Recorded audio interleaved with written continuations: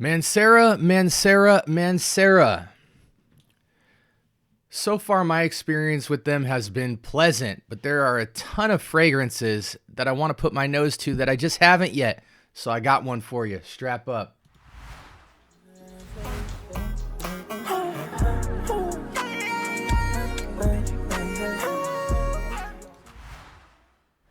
Welcome to the Scent Bubble. I am your host for the afternoon. Today we have a fragrance from the house of Mancera. This is courtesy of my man Gator. Listen, guys, I don't care how much y'all hate. No one's really hated to me directly, but I'm sure people might be getting annoyed by the fact that I'm shouting my boy Gator out every episode. Hey, listen, you take the time to send me samples and decants of as many fragrances as he did. I don't care what y'all think. I'm shouting them out and telling y'all to go check out his channel at The Novice Knows until I get blue in the face. And that's just how we rocking over here. We break bread evenly. So from the house of Mancera, courtesy of Gator, this is Mancera's Eternal Oud. Or Eternal Wood, my bad. Eternal Wood. I don't know much about this fragrance other than that it was launched in 2024, so it's a this year release at the time of the making of this video, and I don't know what to expect. Just off the name, Eternal Wood, it makes me think of oud. I don't know why, like mystery woodiness. Who knows? I have no clue what to think of the direction of this, because it seems like if just having the word wood in it, it might be dry, it might be something like that. But I can kind of smell this through the decant, and I think it's going to be like a powdery sweet bomb. I'm not sure. Let's go ahead and put this on a test strip. I'm going to be cautious with this one because... yeah, I mean, it's popping through the decant. So initial impressions.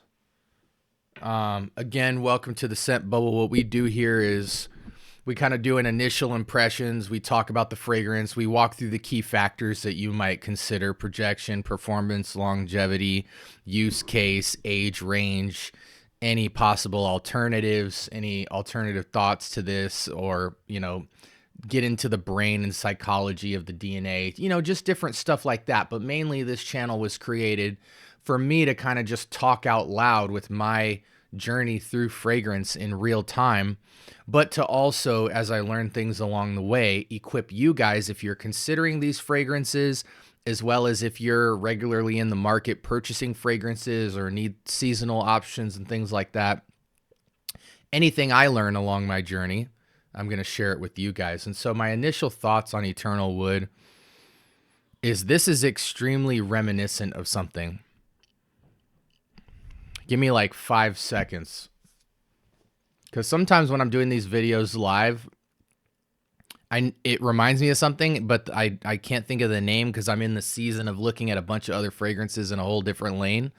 But this is very much so this fragrance right here. Give me 2 seconds.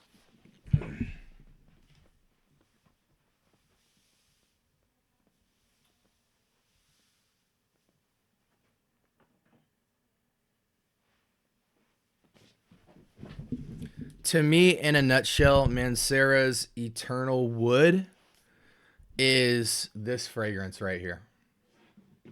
Body Al Oud from Latafa, and this is Amethyst. This kind of oud rose combo. On the bottle, this feels a little more like rosy. But let's take a look here on the screen. Let's switch you guys windows here. I'm interested.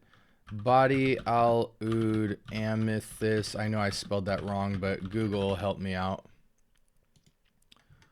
What is the note here that stands out? I think it's either Turkish or Bulgarian rose that's just like super hyper accentuated on Amethyst. But on the dry down... yeah, so Body Al Oud Amethyst is more, it's more rosy, for lack of a better word. Like the rose is just way more pungent. Whereas on Woody Oud, it kind of, or on Eternal Wood, I'm going to botch that name all day. Let's just look at the notes here. Saffron, Oud, so it does have Oud. Divana looks green. Yeah. Which I don't smell greenness at all. I kind of smell like, honestly, I get kind of this like saffron, spicy, slightly ambery coffee vibe. Or not coffee, tobacco. It's really coming off like a smooth but slightly harsh tobacco that's slightly sweet, slightly ambery. It's got saffron. The oud kind of just gives it the same level of like mystery and darkness as oud for glory.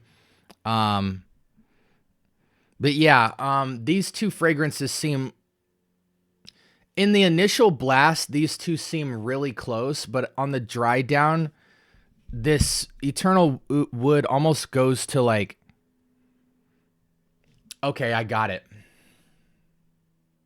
Let's go out before I walk through the rest of the notes, because I think this is the most important factor of an episode like this for this fragrance. On the initial blast, I get amethyst vibes, like half of the potency of what amethyst is, but still very potent. This is highly beast mode, 10 out of 10. On the beast mode scale, Mancera's Eternal Wood is probably like a 7 or an 8. So it's still up there, but there's certainly a lighter edge to it. Now, on the dry down though, it almost goes to a Mancera's Red Tobacco. You get this slightly edgy harshness of like a tobacco-y note, which I think is like probably a combination between toffee, the toffee note, and like some sort of spice. It might be the toffee oud saffron combo that I'm really getting a lot of. It's warm, it's ambery. I'm going to be honest. Ignore Fragrantica for a second. On this test strip, this smells like what red tobacco should have been. We always critique red tobacco for being so synthetic and so overly sweet and so overly red that we wished it had more tobacco to kind of like tone it down and be less sweet and less synthetic. So it's just more of a smooth tobacco red cinnamon stick of gum kind of vibe. This almost nails that though. This is the type of smell that I feel like red tobacco should have went for. Make it more masculine, more mature. But the interesting thing about this is it is a unisex fragrance. And I'm trying to find if it feels that way to me. Like, would it go good on a woman?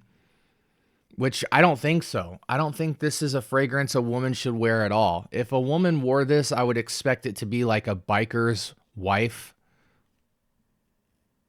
You know, some girl that just kind of looks rough around the edges. You know what I'm saying? It's got such a spice vibe to it, but not even spice like Spice Bomb. It's spice like red tobacco, harsh tobacco spice. Anyways, going back to the note breakdown, in the mid, we have Copal, Gaiac Wood, Palo Santo, Cashmere. I don't really get too much Palo Santo. Maybe the tiniest touch of Cashmere. Is the Copal a resin? It is slightly resinous, you know, kind of that burnt woody amber vibe. But again, to me and my nose, if I'm closing my eyes and I don't have Fragrantica in front of me, this is very reminiscent of red tobacco, but less sweet and more tobacco, even though there isn't a tobacco note here. Base, we have toffee. I don't really get a distinct note of toffee. Tonka bean for sure is absolutely all in this fragrance, but again, it's brushed up to be very rough. Amber for sure.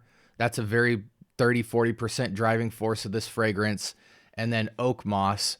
which I don't really get any touch of that. So as far as the Palo Santo, the Oak Moss, the Divana, I don't get any of that. And in a nutshell, the DNA is red tobacco simmered down, which I actually think is a good thing for people that love red tobacco, but it's just not really my cup of tea. This is going to be a great performer, 8+ hours of performance. Without question, it's going to sit on close well.